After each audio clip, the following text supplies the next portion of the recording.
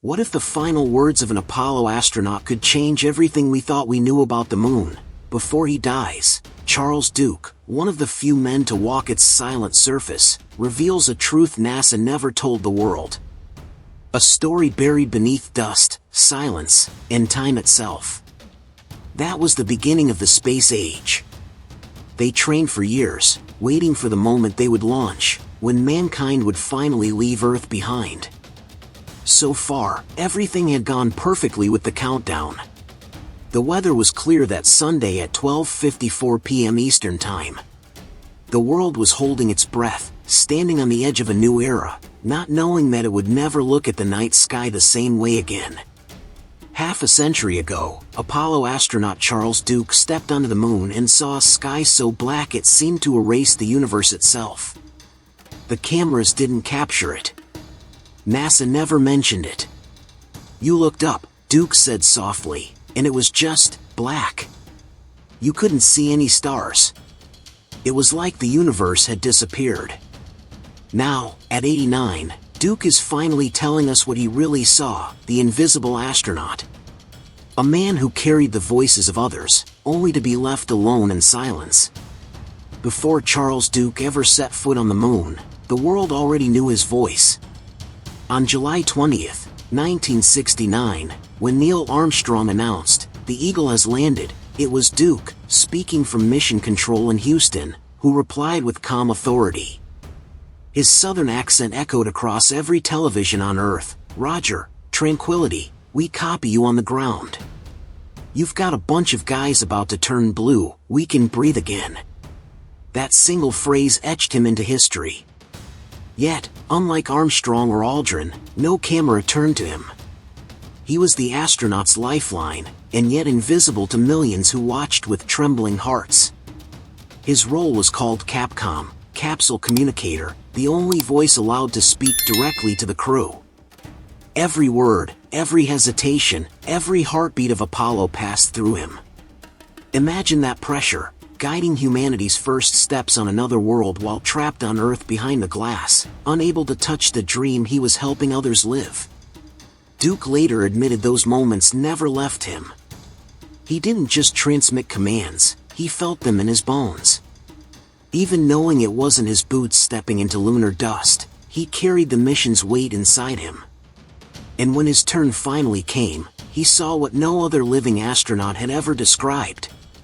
If you love uncovering the human side of space exploration, the emotions, the untold truths, and the moments NASA left out, subscribe to Unfiltered Nation now.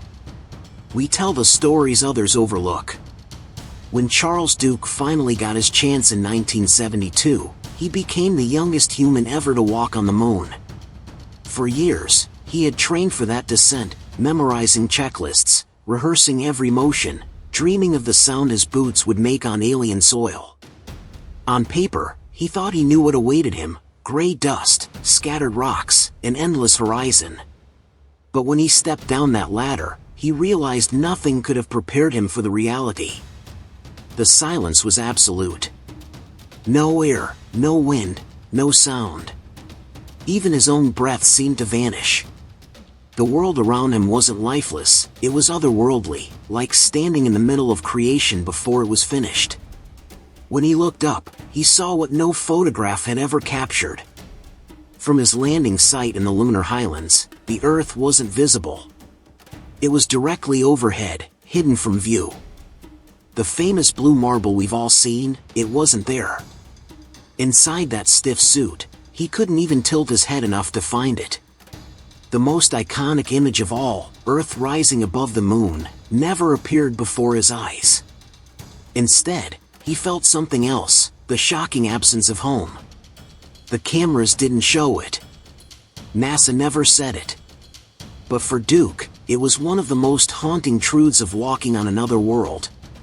Even seeing became a battle.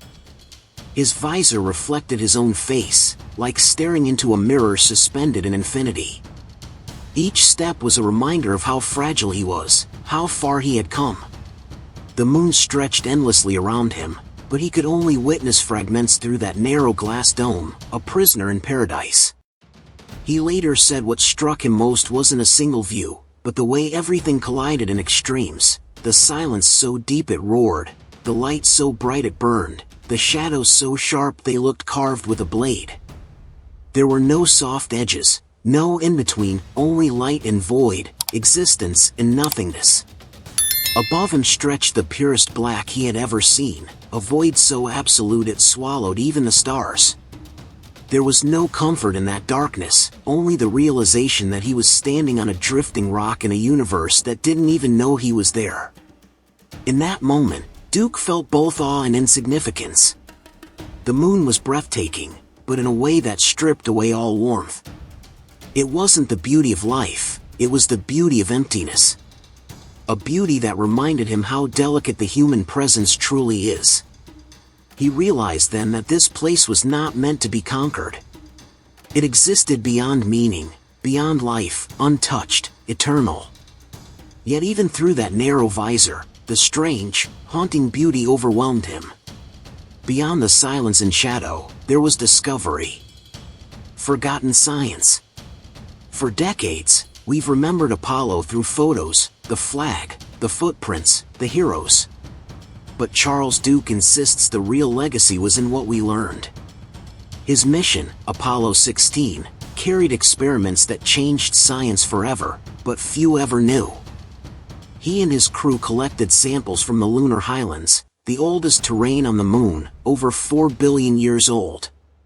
Those rocks became time capsules of the early solar system, proof of how the moon's crust formed through ancient impacts. Their instruments recorded cosmic rays and ultraviolet light, data that helped shape plans for deep space travel.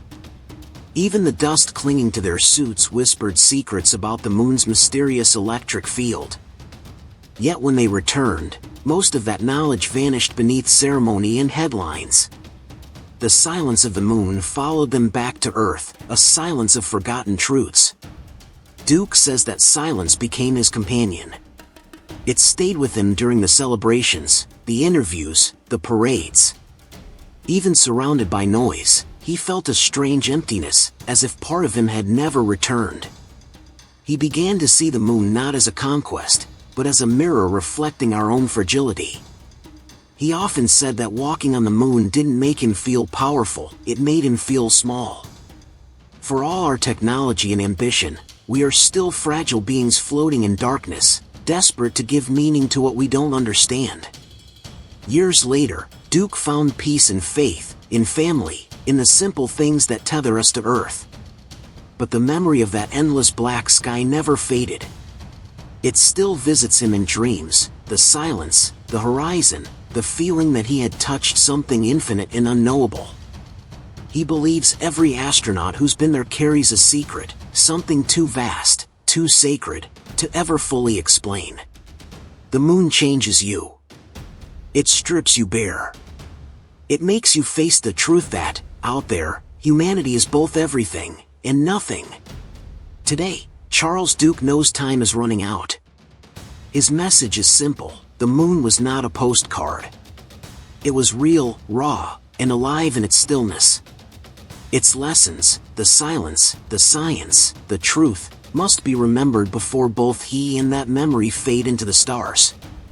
Because once he's gone, who'll be left to tell us what he really saw up there? And what if, hidden somewhere in that eternal blackness, lies the reason humanity was never meant to stay? What do you think Charles Duke truly witnessed on that black horizon? Could there be something NASA still isn't telling us? Tell us your theory in the comments, we read them all. And don't forget to like this video and subscribe to Unfiltered Nation for more stories that reveal the truth behind the silence.